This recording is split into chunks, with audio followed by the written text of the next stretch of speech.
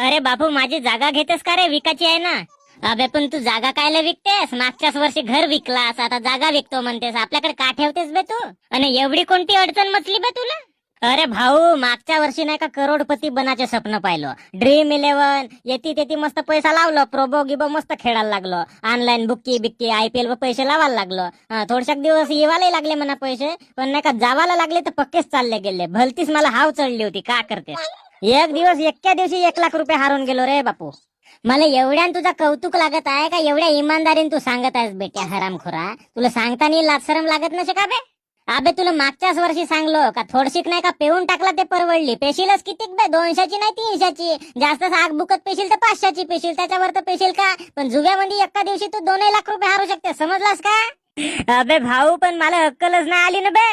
झाला, आता जागा ऐकल्यावर तुला अक्कल येईल नाही का? नाही अरे भाऊ अक्कल, आता अजून खेळतो. एकच वेळ खेळून पाहतो जागा ऐकून नाही का. नशीब पलटले तर पलटले म्हणतो, नाही तर मग झाला दोर घेऊन टाकतो, एक फाशी लागून जातो. आणि तुझे मायबाप का करतील मग? नाही ते ड्रीम 11 वाले करतील ना भरपाई. मायबापाला देतील ना काहीतरी. मी मेलो तर त्या कर्जापाई देतील काहीतरी, थोडासा मुनाफा गिनाफा. ते प्रोबो वाले देतील, ऑनलाईन बुक्की वाले देतील, ते जंगली रमे वाले देतील. थोडा बहुत काही ना काही देतीलच ना. आंबाडीचा भुरका देतात ते. अबे ते तुम्हाला तुमच्या रिस्क वर खेळा म्हणतात तरी बे. तुला सांगते ना ते play your on on risk म्हणून. तर मग तुला तोय नाही समजा. बरं भाऊ, आजपासून नाही खेळ रे.